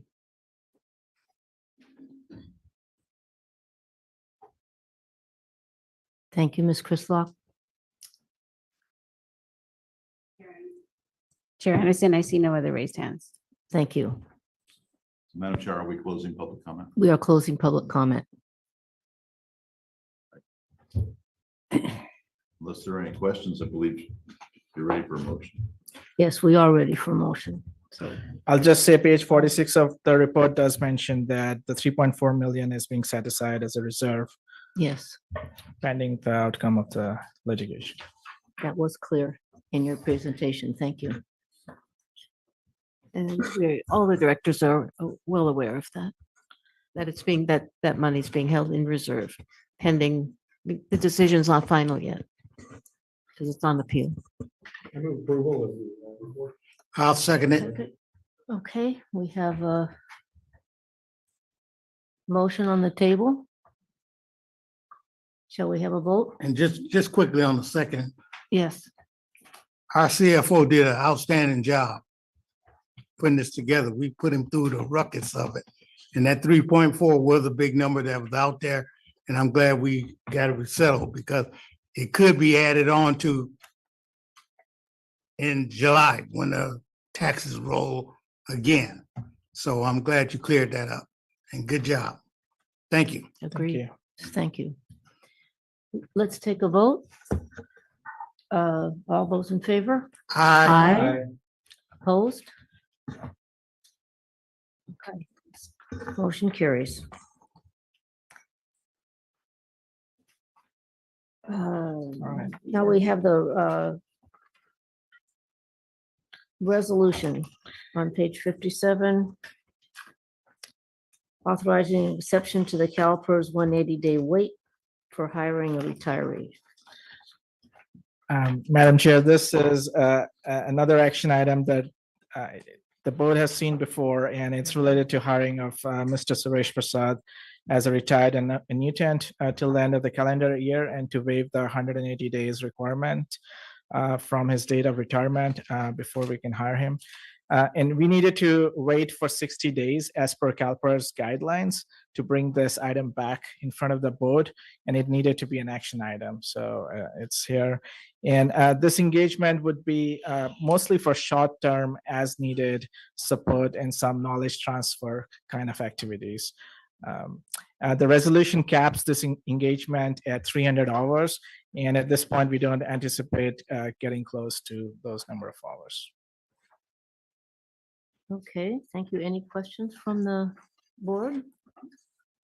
I thought he answered them at an admin meeting that he needed, maybe ask some questions, and he did such a good job on the menu. I said no, but he convinced me that it'd be nice to have him around, so. Thank you. And I can provide examples, and some of which are in the report. And, the district, for instance, maintains a. Well, I'm saying, I don't understand. Was there a question? No, I just made a comment. Okay. So that's what I'm saying. I don't think we need any more. Yes, okay. Yeah, no one's saying we. Can I have, Public comment, I'll move the motion when the chair is ready. And I'll second it. okay, we have a motion and a second. Well, after public comment. Do we have any public comment? Chair Anderson, I see no raised hands. Thank you. I move the staff recommendation. I'll second the staff recommendation. Let's have a vote. All those in favor? Aye. Opposed? Thank you. Thank you. Okay. Item number 12. Findings pursuant to Public Contract Code 2250. Page 57. Yes, Madam Chair, I think District Engineer Maureen Hamilton is available for this. I think we've already effectively introduced the topic. Mhm. Maureen, if you, Is she there? 61. There she is. 57. Oh, Well, as Dave Stolt mentioned, 61. around March 7th, the ASR injection wells received some turbid water. The injection forces the material kind of into the screens and into the formation. Staff just moved heaven and earth to try and backflush that out and try to get whatever capacity they could back over time. We're running about 30% under where we were. We need to rehabilitate the wells, which is what they do is they pull the pump assembly, and these wells, I believe, are 780 and 830 feet deep, but I may have that confused with some of the Pure Water Monterey wells. So they have to pull where the pump is set at about 500 feet worth of column pipe, the pump assembly, the valves. They go through and they scrub the side of the screens where the water goes out. They'll pump all that out. There's a series of means they use to do the mechanical scrubbing. Then they put in chemical to kill any biological material that's growing in there. The water coming from the river has, a certain amount of carbon in it. They do a great job usually treating it at Begonia Iron Removal Plant, but you can get biological growth in these wells. Then they chlorinate it, and they pump the chemicals out, they chlorinate it, put the assembly back in. Because the ASR water supply is a really critical component until Pure Water Monterey expansion gets built, and even after that, the thought of further reducing that supply in staff's mind is that this is an emergency. A reduction in water supply is an emergency. And we would like to take this to various contractors to get bids, but to save the time of going out to bid, which has a advertisement period, you have a pre-bid conference, you've got to get the bid package together in advance of even advertising for that bid. And then the schedule, I have personally experienced where if a more lucrative, for construction contracts, we have liquidated damages. So that if the contractor does not complete the job in the time we have allotted and the time that's specified in all the bid documents, we charge liquidated damages. This would also be true in what we're recommending. It's a part of our construction contract. However, with bid jobs, you can see where you can experience where a more lucrative job comes up, and it's actually more cost effective for them to take a higher paying job. And because the job on the table is so, the liquidated damages go out of the profit equation. So we'd like to work with our contractors, get to know their schedule, really understand who's available and what they have on the books to make sure that we can get this done in the time frame available. We're asking that the board find that this is an emergency and authorize us to continue work on the process set forth. Questions? Thank you. Questions? Maureen, has this ever happened to us before? Yes, it has, I believe in 2020, and John Lear's here. ASR 1, I know we rehabbed in 2020, and I've forgotten when the ASR 4 rehab was, John, I apologize. Yes, thanks, Maureen. Yes, Director Adams, it did happen to us, that there's a certain rate at which wells just plug over their lifetimes, and that's built into the amortized cost of your project and just and rehabbing them.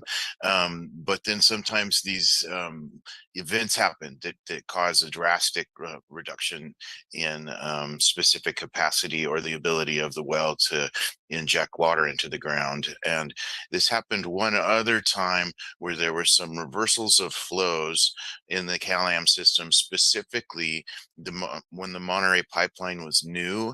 Water could reach the ASR wells by two different manners.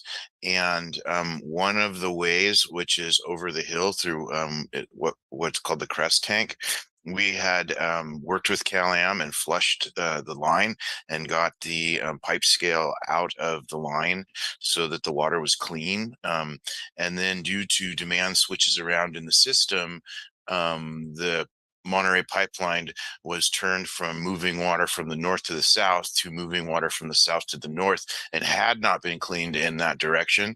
And it put highly turbid water down ASR 4, which caused this same problem. And that was in 2021. So was it again an emergency, and did we handle it the same way that we're proposing to handle it this time? That was not an emergency. Due to the type of ASR water year we were experiencing.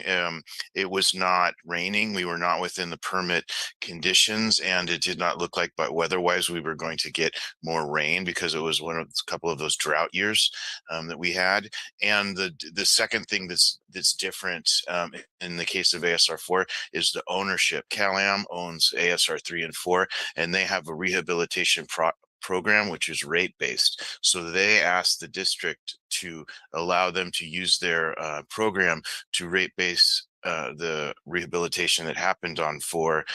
And at that point in time, it was also happening at the same time that the parallel pipeline was being constructed, because it had been realized that ASR 3 and 4 were needed to be full-time production wells anyhow. So it was kind of all in that transition of those wells over to CalAm.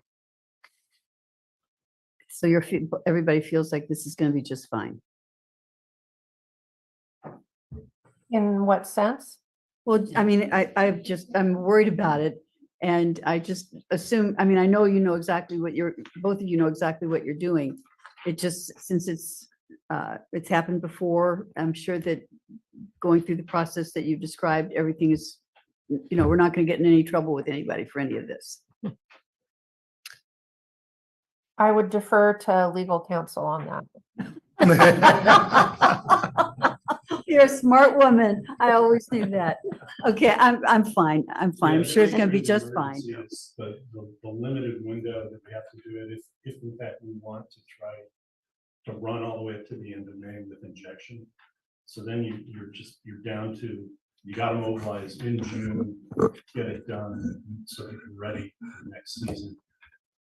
Given unforeseen delays, so you're gonna end up saving probably 6 to 8 weeks minimum by authorizing under emergency.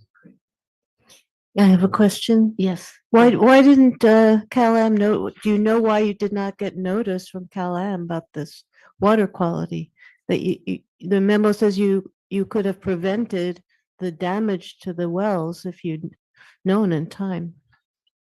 I think that is, I think Dave referred a little bit to it as it was outside of the scope of our normal communications that we have, because we do have daily communication with CalAm on how ASR is operated. And quite possibly there was not really a thought that the water, off-spec water, was going to make it all the way over the hill to the wells. And so I think that I don't know the exact thought process on KLM's side, but I do know that now that this has happened to us twice, Maureen and I that's where the memo touches on. We're going to build in some preventative measures on our wellheads so that we can avoid this in the future, because now it's happened to us twice. And so I think we do want to move forward, and we do have ASR operational higher level meetings, and this will be an item that we put on that if there is something like this that happens and you are receiving dirty water calls in your distribution system, the district should be on that call chain so we can react if we're ejecting. Thank you. Thank you. Yeah. Dr. Edwards. So, are these new bells and whistles that we talking about putting on this, is that in this 400,000? Or It is is that not. gonna, it's not, it's gonna be additional? We're putting together, Maureen is putting in, and I can let Maureen speak to the exact thing she's doing, but she's speccing out what we think we need. In Maureen's previous job, she did automation for the oil fields. So we're going to see what she comes back with. Okay, okay, so it could be more than 400,000 after, and CalAm ratepayers will gonna foot the bill on this. Well, yeah, the repair, the rehabilitation will definitely be a maintenance task. Okay. If we come up with a mechanical fix, then that'll be a separate budget item. But it'll very likely be part of the pass-throughs as well. That being said, the biggest thing is I don't really fault CalAm for thinking about this in customer terms. You know, you're waiting for a dirty water call from a customer to say, oh, Yeah. you know, I've got turbidity, you know, oh my gosh, is the next thing going to be a boil, or, you know, what's it going to be? And then you think about the valley. So that's, you know, water that got pushed up to the valley residents. And then you're moving it up to the Segunda tanks through Tehama, in Tehama. And you think, oh, okay, well, it'll precipitate out. But as John said, if you don't think originally, well, who's the next customer up over the hill? Oh, the biggest customer during this time of year is ASR. You're pulling water to inject it. And I just don't think, you know, they were dealing with thinking about a customer and use it that way. But the easiest fix is just having the call chain include us. We've got a turbidity event. You know, we could have sent somebody out to do a physical switch, you know, turn it away from the well and towards the pond, and that would have done it. So it may not be that there's going to be a lot of bells and whistles, but there's certainly a changing protocol. Okay, thank you. Thank you. And one question by Director Riley. Yes, in terms of the sensor, like bells and whistles, could CalAm benefit from having a sensor at the Begonia plant?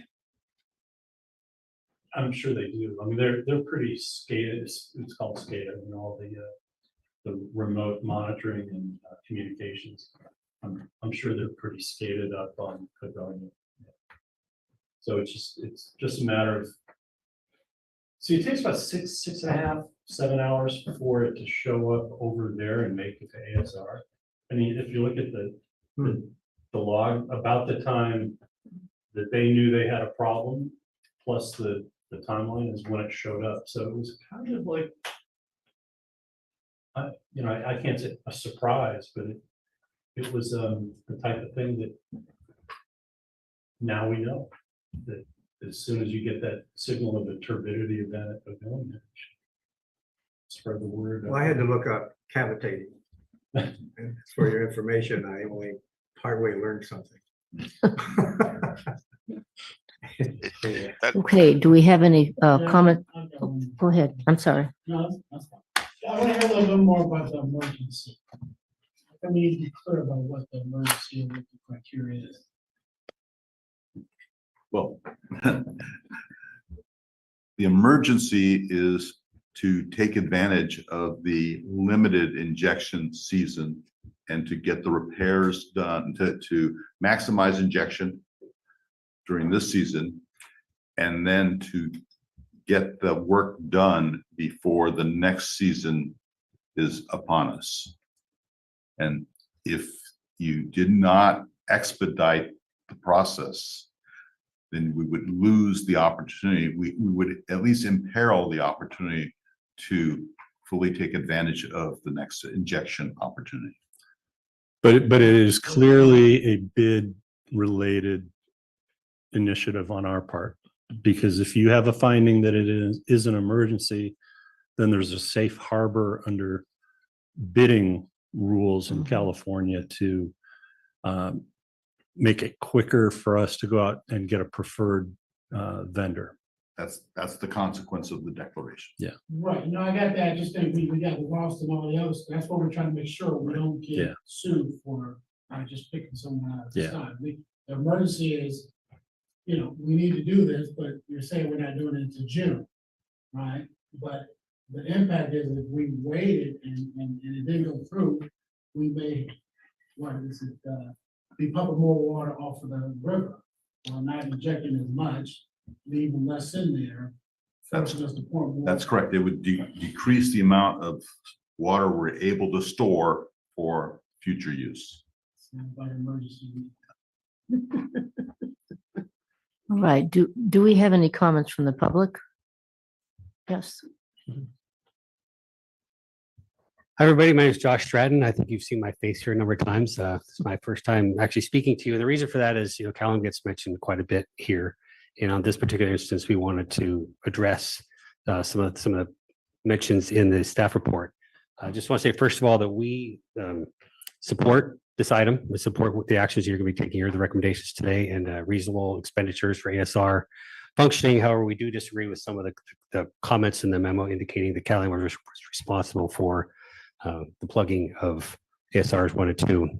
Just to kind of give you a little background, but 8:36 on March 6th, we discovered that there was some turbidity breakthrough at a Begonia iron removal plant. We noticed that, and it occurred for about 20 minutes. We went out and turned off the system and backwashed the filters and sent it back to our distribution system and put the turbidity back into our plant for remediation. So we addressed the issue. A few customers, as was mentioned, a few customers at Carmel Valley did call us saying that there was turbidity in the water. So we took note of that. However, importantly is on the other side of the hill, I think it's kind of mentioned, the other direction heading over to ASR, there were no calls. There were no impacts there, according to what we heard. And during the course of this, the water mixed with other tanks and wells and other things that we had going. So the water mixed and diluted. So we believe that it's unlikely that the SDI or the slip density index from this traveled all the way to Begonia ASR facilities. And we disagree with the report that it was a Calian malfunction that caused these issues. We do support staff suggestions to install SDI monitors. I think that's a great recommendation, and we agree with that. And to establish better communications protocols in these kind of events, we totally agree with that. So the district and the county should redouble our efforts to communicate better in areas of common interest. We still want to deflect blame on some of these things that happen. Sometimes they just happen, and we work our best to fix it. There seems to be a kind of a consistent theme not to include Calium in the successes that are discussed here, whereas the failures, Calium is always to blame, so, as mentioned earlier, there are lots of good things that we together are doing. And so when you talk about ASR and the other things in the annual report, Calium was conspicuously not mentioned as part of the collaborative team on the successes. And here we go now where Calium is to blame. I think we need to sort of remedy that. We do work collaboratively on a lot of things, from steelhead, saving the steelhead, conservation programs, ASR. We work collaboratively a lot and want to focus on some of those collaborations. So thank you, and appreciate the conversation today. We're going to work together, and think it's a great idea what you're doing. Thank you, Mr. Stratton. Yeah, and I'll ask John to revisit with William and Maureen the technical memorandum if there's any changes that are required. Okay, great. So there is a motion on the table. Oh, The raised hand is listed as Ian Oglesby. I know, and I keep lowering the hand and it continues.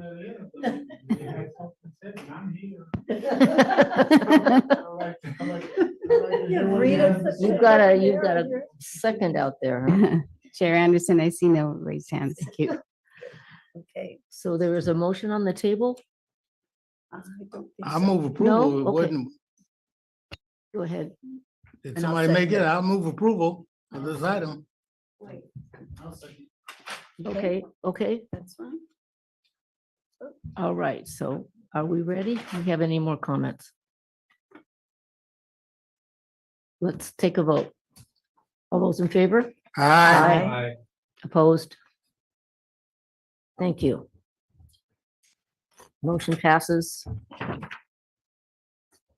Okay, and we are, the only thing left is informational items, and okay, we have a comment from Director Riley. I like the package of letters that we get. I want to thank the GM for the letter that's in the package Yeah, to the State Lands Commission. it's a good one. And had some good details in it, and I hope it's considered by the State Lands Commission.